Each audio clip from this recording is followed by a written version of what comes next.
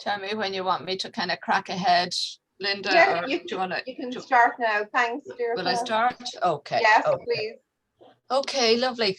Welcome everybody, and thanks very much for coming to the talk this morning.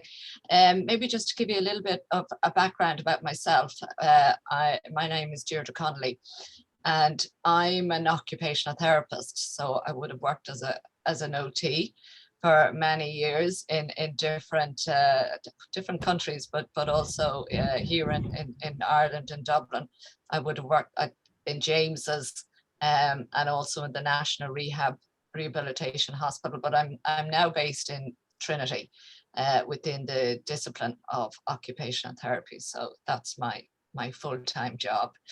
And I suppose this is an area I'm really interested in.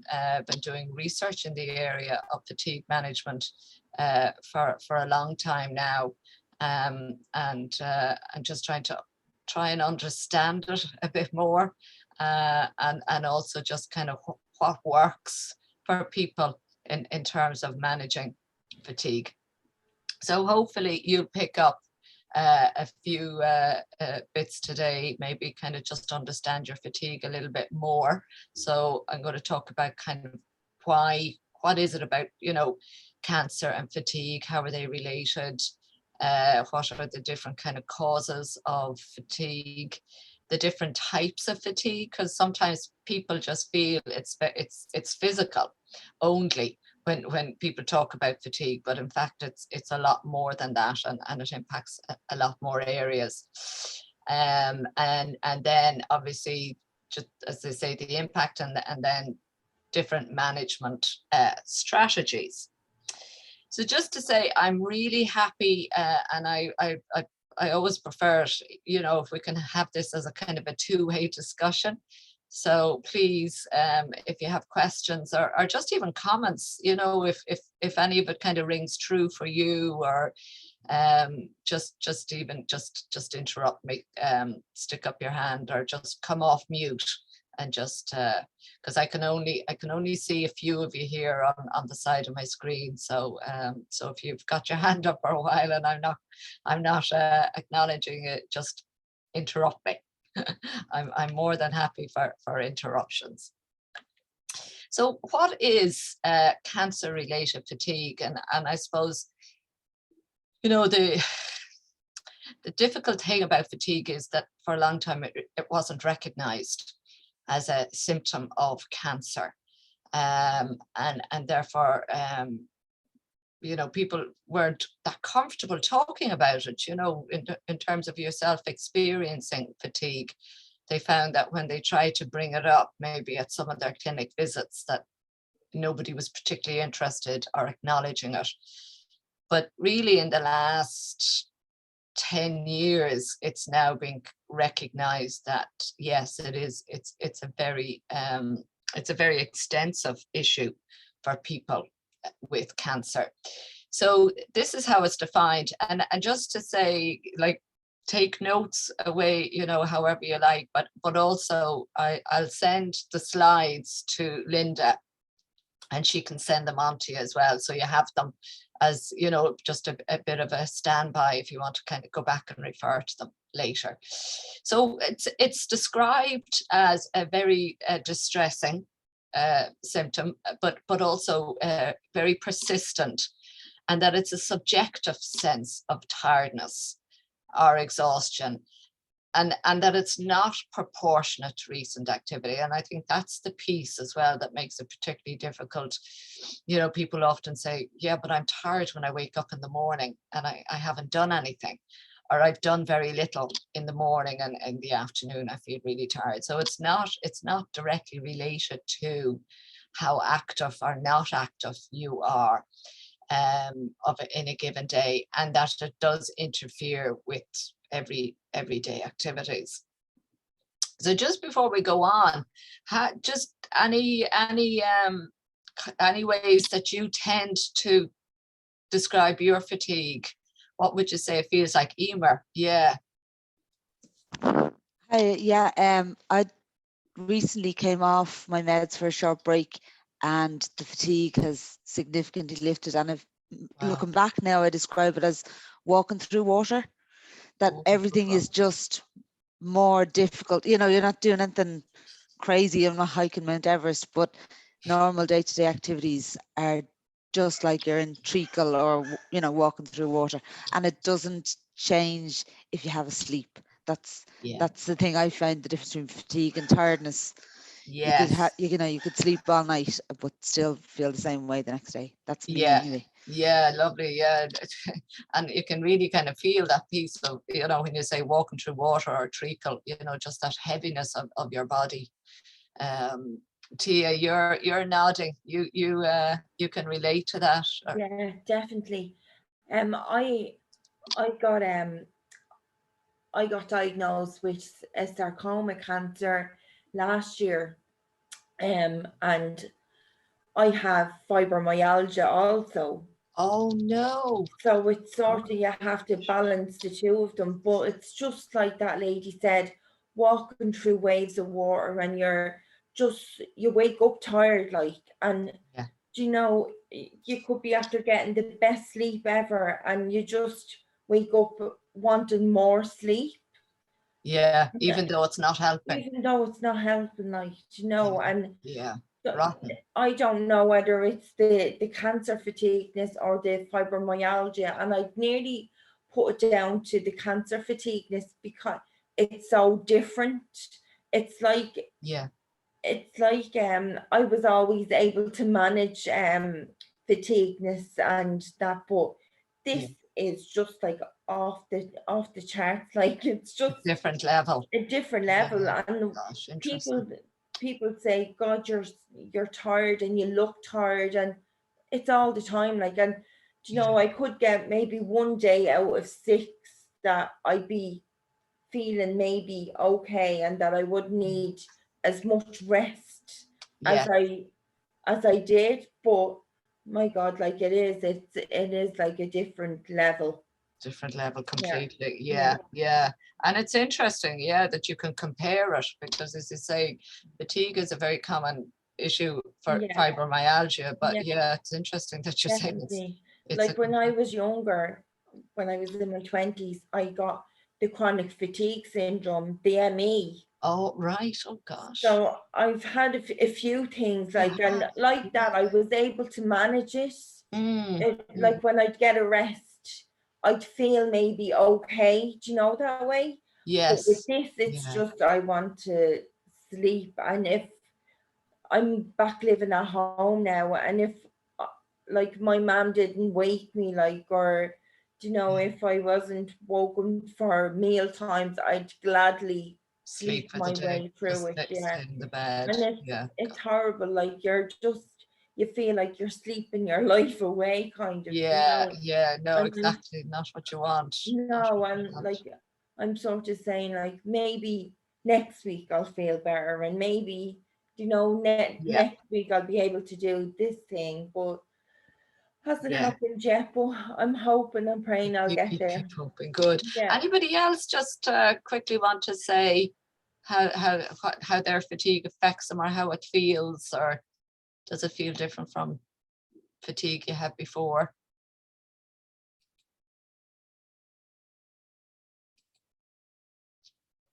No worries. There might be something else later that kind of rings a bell with you.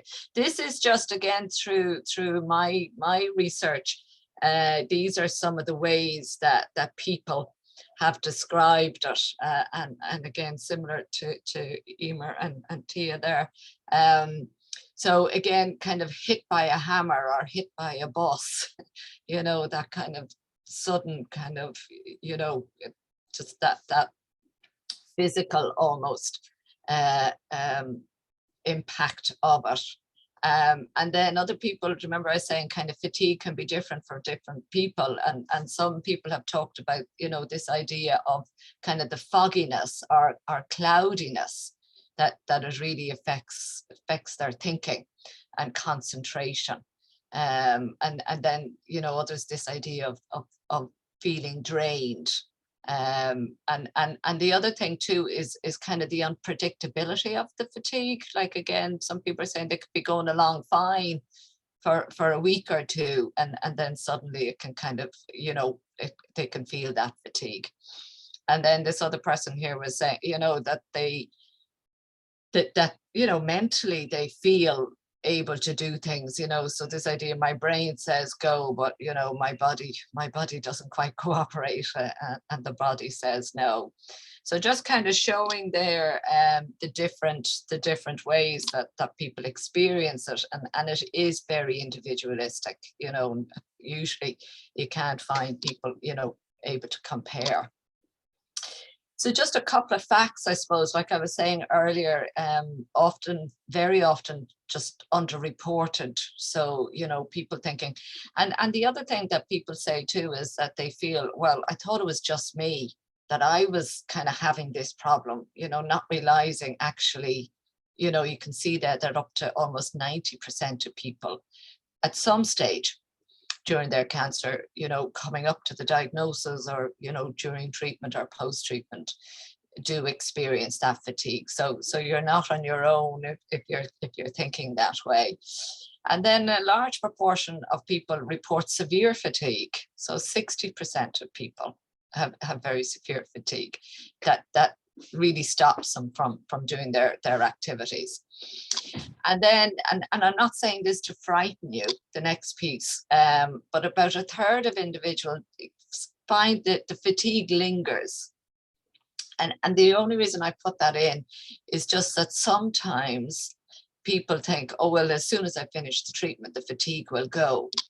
But it doesn't always work that way. For some people, absolutely. And Emer, you were just saying there when you came off your meds that you found a big difference in the fatigue, which is great, again. So hopefully when you finish your treatment, you'll notice a difference. But for some people, it's not quite that sudden of a on-off switch. And then I think what makes fatigue difficult too is that it's very invisible. And again, a lot of people have said to me, people keep telling me, oh, but you look great, you look so well. And that can be frustrating when you don't feel great and you don't feel your energy. And that it's disruptive, it disrupts plans, things you hoped to do, things you'd planned to do, maybe with family or friends, or maybe at work. And then, you find you're not doing what you had kind of planned or set out to do. So this just goes through really to show, as I say, that fatigue can affect on different levels. So it can affect people physically, so that, that feeling of that your muscles are weak, you can't walk too far, your endurance is quite limited. It can affect people emotionally, in terms of, it's frustrating, it makes you feel low, like that idea of, oh, it's just me and maybe I'm not coping. And also I think that there's an association there sometimes for people between fatigue and thinking, God, if I feel this bad, does it mean my cancer is coming back? And then cognitively then as well, fatigue impacts, concentration, memory, problem solving, those kind of higher level. So again, just to show that it's across the board, and some people might have a cognitive type fatigue, but maybe don't have the physical fatigue. So again, it's very variable. And then these are just some statements that some of the research participants have said, this idea of falling into a trap, a cycle that keeps coming up over and over. And then, just kind of that relationship between, if you're tired, you're not doing as much maybe physical activity, and then you get unfit, and then you start feeling a bit more tired. And then another person was just talking about, because sometimes we put all our energies into one thing, because it's a really important thing for us, like going back to work. And very often, people use that as a marker of recovery, or that the cancer is over, it's gone, and, I'm back at work. But just this person saying, like, yeah, I went back to work and thinking, this is great. How have I done all this? but then finding that work was actually taking a huge amount of energy. So that there wasn't kind of any energy left over for herself or with her family.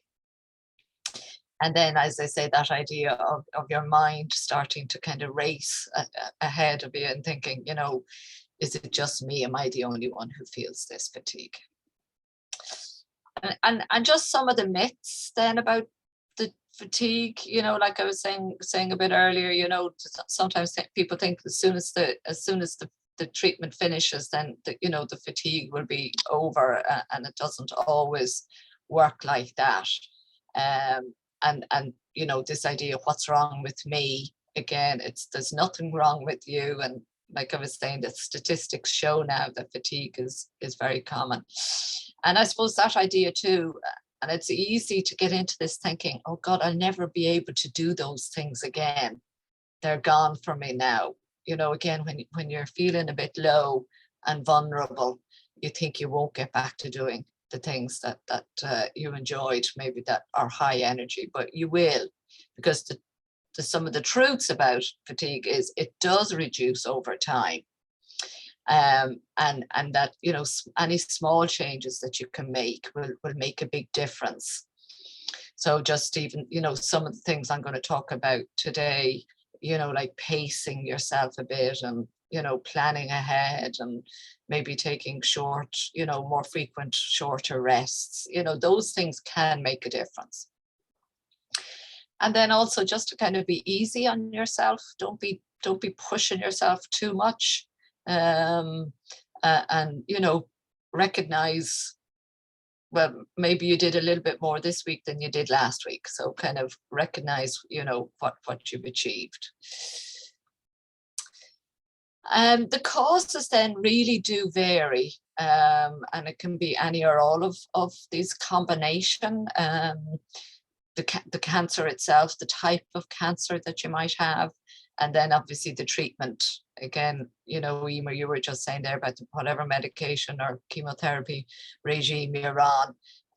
So the treatment can cause fatigue. Kind of the thinking used to be a lot that it was mainly chemotherapy that caused fatigue, but now actually people are realizing that the radiation therapy causes as much, if not more, fatigue for people. And that can be a bit of a surprise. Has anybody noticed that they've had radiation treatment? And any surprises there? Tia, yeah. Yeah, I had the radiation.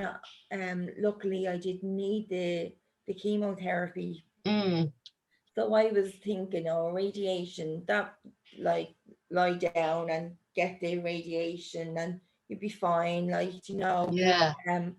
After my second week of it, it was just like that, like a bus hitting you. Right. Like Yes.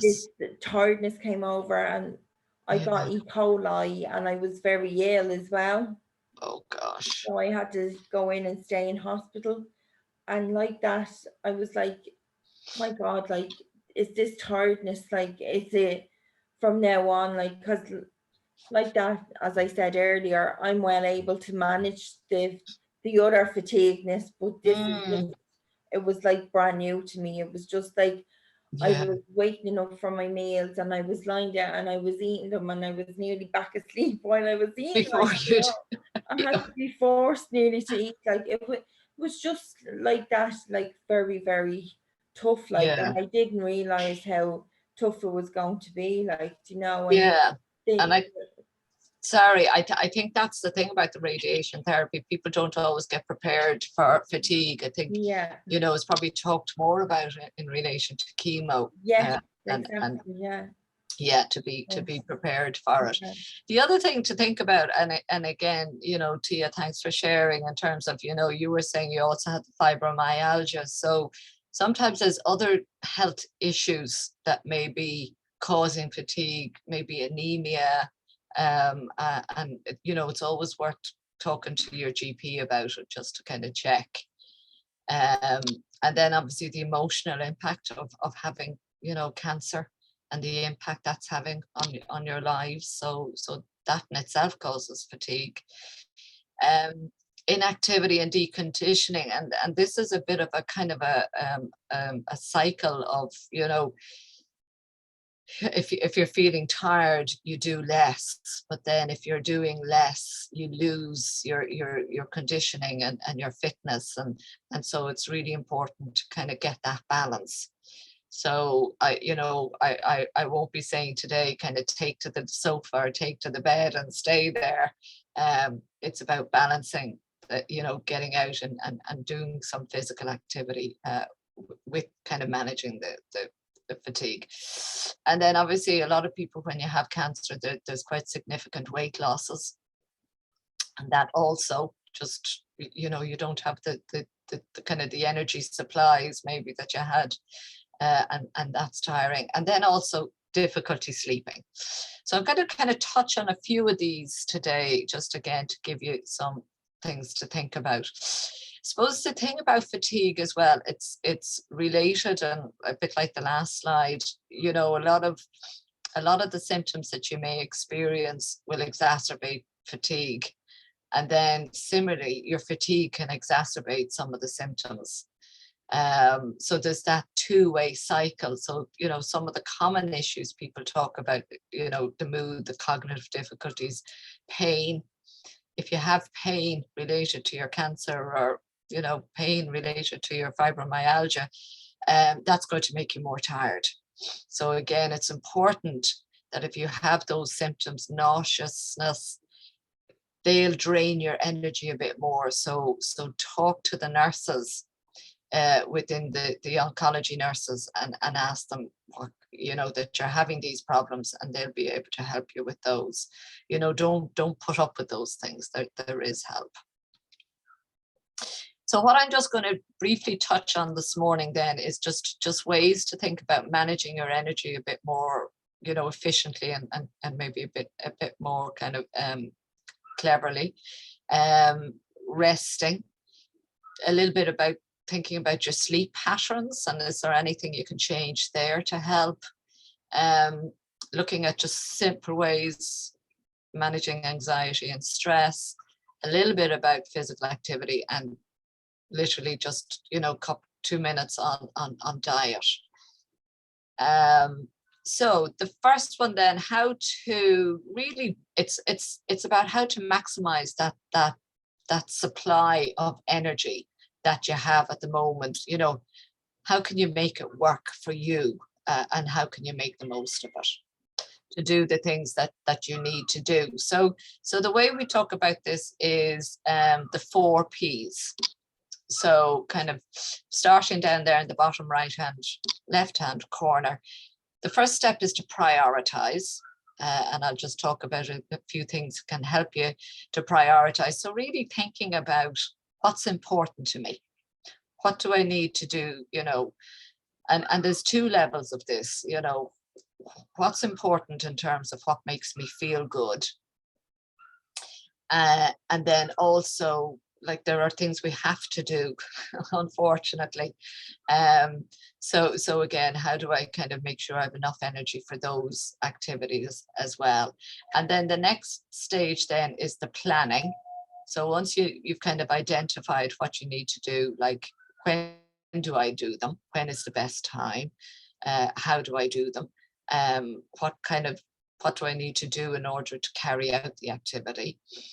And then pacing the activity, and then thinking about your position when you're doing things, because that can be energy draining. Again, you know, making sure that if you're standing for a long time, are your work heights at the right height for you, or is your chair supportive? So giving just a couple of minutes to check that out. So the prioritizing then, and sometimes this can be a hard one to because it sometimes means letting go of things a little bit. And at the moment you maybe feel like you're losing a lot, and letting go a lot of things. So, you know, you kind of, here we are asking you to kind of let go of something else, but just in the short term, kind of thinking about what are your priorities, what do I have to do, and what do I want to do, and really listing the things you need to do. So there's a little bit of the idea of writing things down in fatigue management. And really then that kind of can sometimes, when you write it down in black and white, can really help you think about, okay, how important really is this activity for me? So this was just a participant in our fatigue management program saying, you know, it was a case that if I wanted to be okay for the children and my husband during the day, then I had to give up going out in the evenings. You know, I couldn't have both. So I kind of made a choice which was more important to me. The other thing to think about too, can you delegate some tasks? Because probably at the moment, people are only too delighted to help you out with something. And people love to do something concrete. You know, so if there's something that you're doing that isn't that important, but it's very tiring, then think about actually maybe a family member or a friend could do them for me. And they are the other option, do I really need to do them as often as I do? You know, sometimes we can be a bit obsessed about, you know, the cleaning of the house or you know, ironing clothes or whatever it is, and maybe we could do it a bit less frequently. And just make sure then you have a balance between different types of activities. You know, that idea of, yes, there's work specific things I need to do, but also, you know, leisure activities or things that I enjoy doing. A good way to help you prioritize is often just kind of keeping a diary over a couple of days about the activities you're doing, and then, you know, rating how tired do they make you feel. And then if you have activities that are you're scoring up in, you know, kind of 7 or above, then really, you know, you should be thinking about, well, do I need to do those? And could somebody else do them for me? So it's just a simple exercise. Again, just to kind of sometimes to see the woods, the trees from the woods. So then the next step then is the idea of planning. So just even thinking about, you know, what's the best day I can do an activity, or what are good times energy wise. Some people find they're good in the morning, so they'll do whatever activities then. Some people are better in the afternoon. So again, just deciding what's good for you. And another kind of easy, quick way of kind of helping you is sometimes just to do that diary, you know, that Monday to Sunday morning, afternoon, and just kind of write down when you might do activities. And then it helps you to make sure that you don't have more than 1 or 2 things that are fatiguing in a day. So again, it's just that kind of being a little bit more organized. And some people love this, you know, they love the diaries and they love the lists. And I know there are some of us aren't as good at that. But again, maybe it's about just trying some of them for a little while and see how does it help. And then the other thing is just making sure that you plan ahead for important events. So if you have something big coming up on Friday evening, you know, make sure kind of Friday, Thursday and Wednesday are kind of fairly light days. You don't try to do too much. Like if you have an appointment, if you're coming into hospital for something, you might take it easy the day before. Pacing then is important again, and that's where the kind of the diary, so you can mix those heavier and lighter jobs, and also thinking about mixing, you know, if there's a job that you have to sit down at and kind of concentrate on, then maybe think about something that you can get up and move around for the afternoon, so that you're mixing the types of activities that you do. Is this kind of making sense, or does anybody have any questions? Or it's you know, it's just a matter of kind of rethinking a little bit what you do, and I'm sure I'm sure many of you or all of you are already doing these things, but if not, there might be one or two things.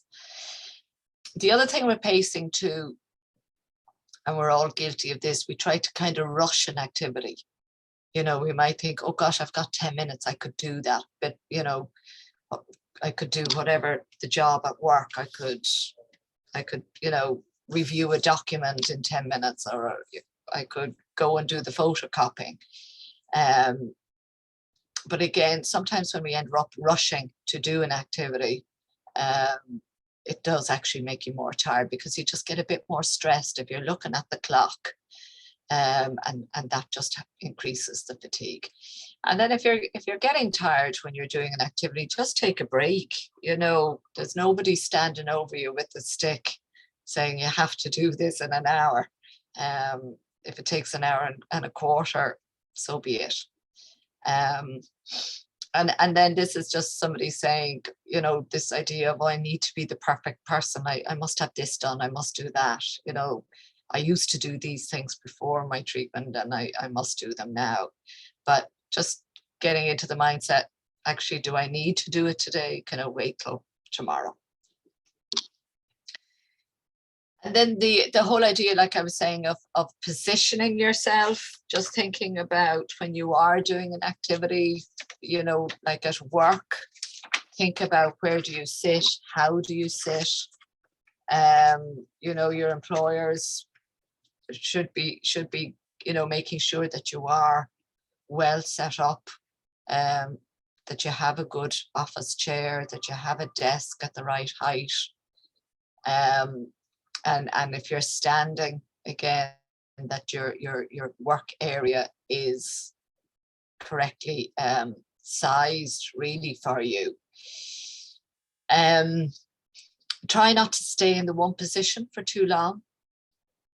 And again, you know, we're all guilty. We get stuck into something, and next minute, you know, there's an hour gone by. So sometimes even setting an alarm to stop and have a stretch. So, you know, try to avoid sitting or standing for too long.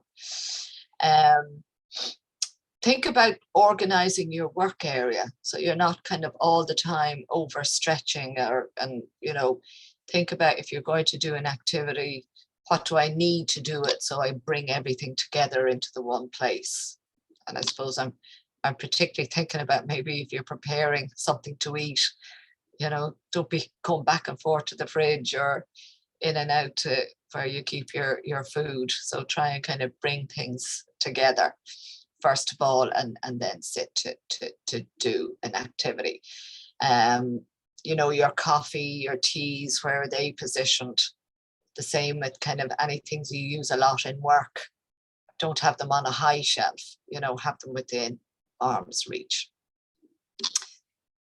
And some places in work, they have, you know, bigger companies have occupational health departments, and they can help you to assess your work area, and they can also order, you know, proper seats for you if you find yours isn't working for you. And resting, this is really important, and you know, sometimes rest gets a negative press. People feel that they don't want to rest, that they feel that it's giving in to the fatigue.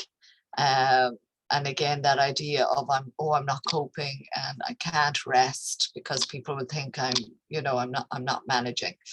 But it's really important to try resting and see, does it help you? And you don't have to take a big long rest. You know, short, frequent rests can work really well. And really the secret to resting is, don't leave it too long. You know, don't leave it till you're just hanging and you can't do anything. You know, it's a bit like recharging the battery. If you plug the battery in before it goes completely flat, it charges quicker. And it's the same with the resting. Your body, your energy levels will come back quicker. So again, that sometimes there's a pattern that you can see, okay, you know, early afternoon, I'm really tired. So I'll take my rest maybe, you know, immediately after lunch. So again, try and kind of just write down those times where you start to feel tired, and then you can learn when to schedule your rest. And also, you know, I suppose it's about saying to people, if you don't feel up to doing something, you know, if you've arranged something, rest ahead of time. But then if the rest doesn't work and you don't feel like doing something, then, you know, people don't mind. They don't want you to do something that you're not able to do. And then the idea, you know, if I want to do something later on, I need to rest beforehand. So again, just you know, acknowledging that is a really positive step. So sleep then, you know, having a good night's sleep, it's really important. Loads of research out there showing how it affects our physical and mental health.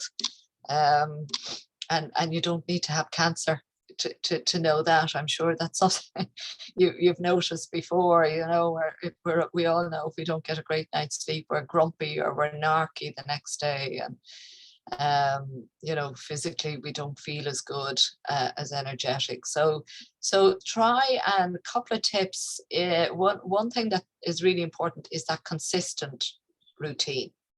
So that idea of kind of, okay, what's my bedtime? You know, what works for me? And again, individual. Some people go to bed early and they get up early in the morning. Some people go to bed at midnight and they get up later. So again, it's about kind of, you know yourself, but whatever the time is that you find works best for you, stick to that consistently.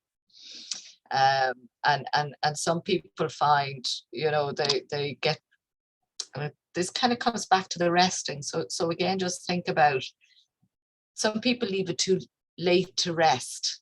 So resting at 5 o'clock maybe, or 6 o'clock in the evening, and then they're not tired, you know, at around 10 or 11 when most people maybe are thinking of going to bed. So again, think about that timing of resting and going to bed. You know, don't have them too close together. Also avoid exercising too close, because obviously exercise is generating all this adrenaline. So, you know, that's going to keep you awake. Any stimulants, you know, caffeine, alcohol, again, you know, that they'll stop you from going to sleep. And then, you know, going to bed too full or hungry also doesn't help in terms of sleeping. Then I don't know how you guys are. Just for some people, again, that fluid intake, so it means you're not getting up during the night. So again, about 3 or 4 hours before you go to bed, avoid drinking. Is your mattress comfortable? They say a mattress has about a 10-year life. So again, you know, just something to think about.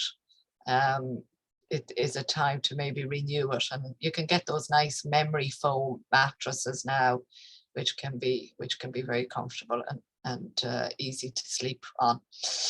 Your room temperature, not too hot or not too cold, unless you're one of these people that do like a really cold room, and I know there are some of those. But again, work out just what's right for you.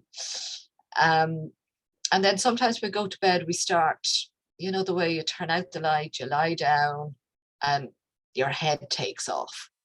You're thinking about things that are worrying you or things you have to do tomorrow. So again, if that happens, try and kind of think about, before you turn out the light, make a list. Okay, this is what I need to do tomorrow.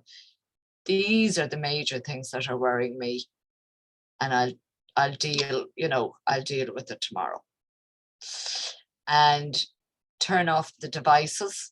Again, the phone, if the phone is beeping or the iPad is on, and the light, you know, the lights from the devices, those blue lights, they do stop you from sleeping. And even if the phone's on silent, it's still vibrating every time it goes off. So again, maybe pop it in a drawer beside the bed, or, you know, if you don't need to be immediately contactable. So just a couple of things to try there and see, do they help if you're not sleeping well. The other one, of course, is medication. And you probably found that if you're on steroids, if you're on quite a lot of steroids, that can also impact on your sleep. So again, you know, discuss that with the nurses, the oncology nurses, and see if they can alter the dose, or just change the type of medication that you're on. Stress and fatigue, again, a very strong relationship. And again, you know, you've probably noticed this before you got your diagnosis. If you were worried about something, obviously you're more tired. Now, it's unavoidable stress, isn't it? And you know, there's such a thing as good stress. And that helps to increase motivation and enhances our performance, makes us work better, more efficiently, gets the job done.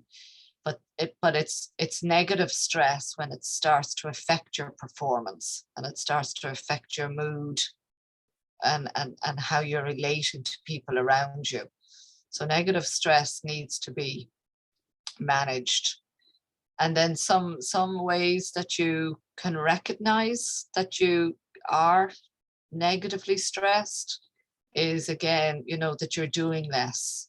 You may be opting out of activities, maybe opting out of doing things with family or friends. So again, kind of pay attention to those things. Physically, you probably will recognize these physical signs. You know, our heart rate's faster, we get a bit more sweaty, your breathing becomes a bit more shallow, and you're breathing quicker.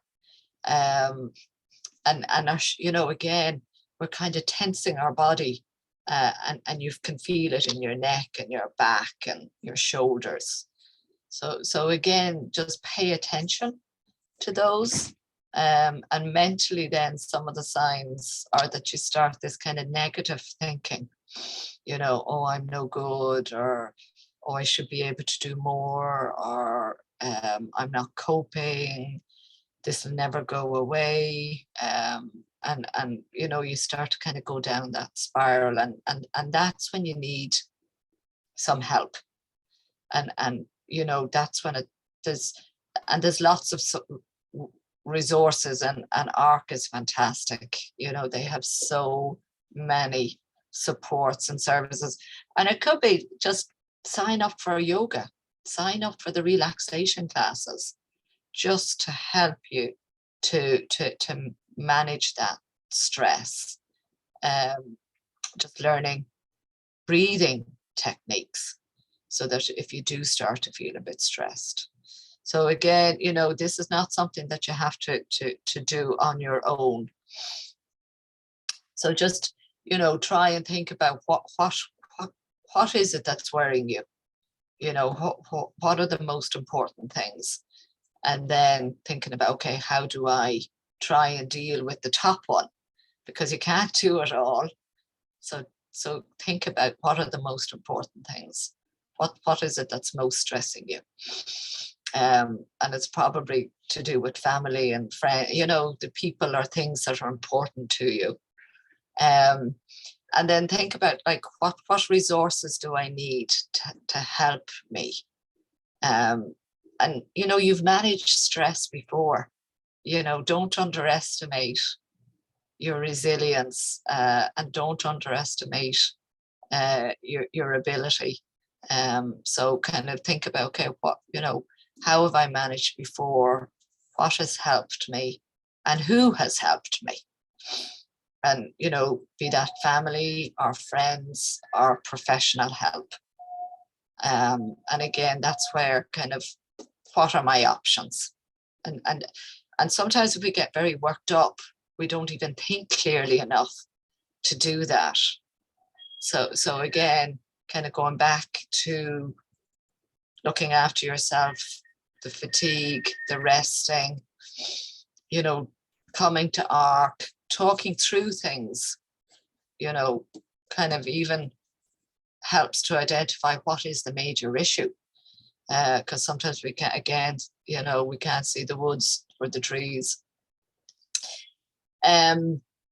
Also, yeah,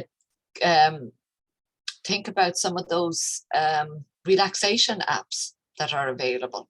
You know, the Headspace, Calm, really good. We've had really good feedback from people. They use them. They have nice kind of. Has any of you used them?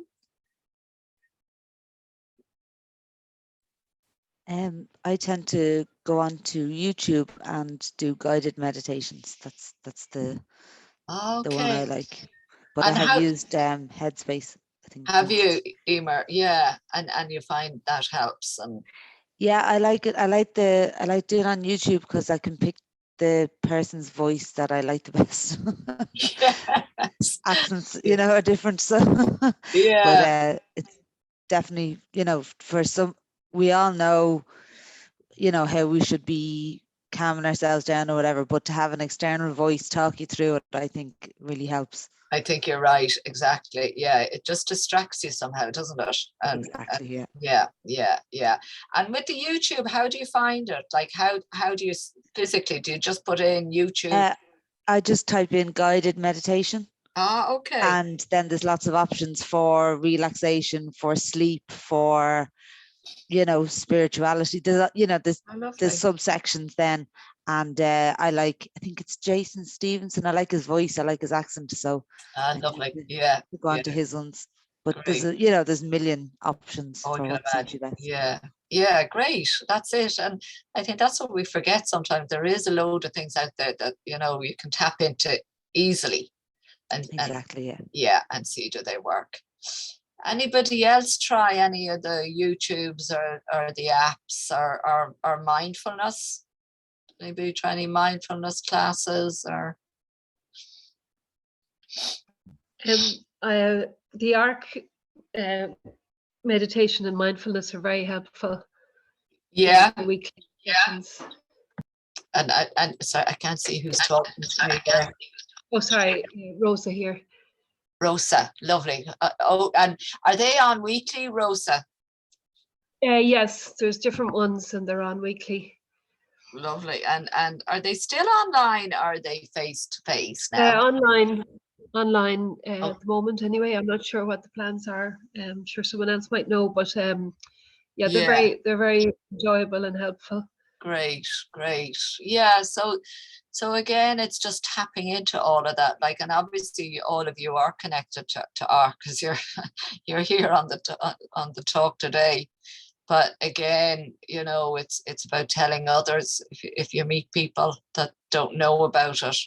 And again, just knowing what's out there. And it is great, you know, that there is so many resources on YouTube and those apps that we can get on our smartphones.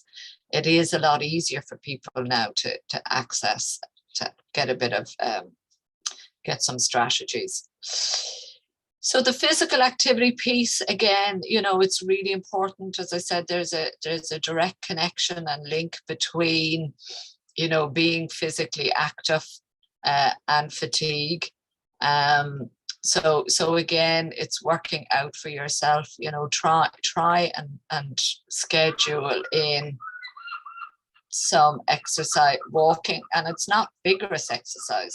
I'm not talking now about going to the gym or going out for a run, you know, just even getting out for a 5 or a 10-minute walk, and then slowly building up your tolerance as is right for you. The national guidelines say 150 minutes of moderate exercise a week. So again, it's just 150 in total by the end of the week. And that can be broken down, as I say, into 5, 10-minute slots, 15, you know, half an hour, whatever is within your capacity and your fatigue and energy levels. Just do things you enjoy doing. you know, because we all know if it's a chore and hard work, we're not going to do it. You know, you might do it once or twice, and then you know, you won't stick with it. So again, enjoy doing it, and you know, do it maybe with a friend, going for a walk with a friend, just kind of do a walk and think, will I stop and get a coffee halfway? And you know, so whatever makes it kind of doable and enjoyable. And then, as I say, kind of build it up gradually over time. And then if you're really struggling in terms of doing exercise, then obviously a physiotherapist can help you and can give you a tailored exercise program. And I'm sure any of the centres, I'm not sure where you're attending in terms of your treatments, but you know, all of the bigger hospitals now have physiotherapy departments. So just ask the nurses, could you have a referral to see a physio? And this is just really showing you kind of try to vary the type of exercise you do. So again, just if you, the yoga and the Pilates are great for that kind of stretching, flexibility. Walking is good in terms of building up your muscle strength and your endurance. And then also just balance activities. So, you know, any activities that involve standing and moving, gardening, vacuuming. Don't underestimate those activities as well, because they're physically demanding and hard work. So, and the HSE have a really good resource here. I've just included it on different types of exercises. So have a look. It's a bit like the YouTubes and the meditation, really good resources online for exercise. And then the last piece then is the diet. Don't know, are you familiar with the food pyramid, which goes through, kind of tells us how many servings of the different kind of food types we should have, and here at the end, at the bottom of the triangle, you can see the fruit and vegetables, and we can have, you know, up to five to seven. You know, you can never have too many fruit and vegetables, really, but that's kind of the everybody should be getting between that 5 and 7. And then you've got your whole meals, your carbohydrate foods, and these give you energy. But again, just, you know, 3 to 5 servings. And then you've got your proteins here, your milk and your yogurts, and these are 3 servings. And again, here you have your energy foods, your meat, your poultry, beans, nuts, all of those kind of foods. Again, your lentils, very good, a kind of slow burning energy foods. So so rather than, you know, the way your sugars give you the sudden burst of energy and you can take on the world, but you kind of have that sudden drop. Whereas your nuts and your beans give you kind of the slower release of energy, so you don't have the highs and the lows. And then you see here at the top are those foods that, of course, we all love: the high sugar and the high salt and the crisps and the chocolates, and but again, you know, small and not every day. So again, I'm just giving you a very quick whistle stop tour there of this is available. You know, if you put in food pyramid, again, just Google, that'll come up, and you can have a bit more time thinking about kind of where does your kind of daily diet fit in across that food pyramid. And also, again, if you feel you need to see a dietitian, just ask to get a referral. So just to wrap up, I suppose, again, just to reiterate that, you know, it is a very recognized and common symptom of your cancer. It's disruptive, but it can be managed. And small changes can make a difference. You know, physically pulling back a little bit can help, but also kind of your attitude to fatigue as well will make a big difference in terms of, you know, rather than kind of thinking, oh, it doesn't exist and I'm not going to let it get the better of me. Think about, okay, I have this fatigue. How do I manage it so that I'm controlling the fatigue rather than the fatigue deciding what I can do on a day-to-day basis. Any questions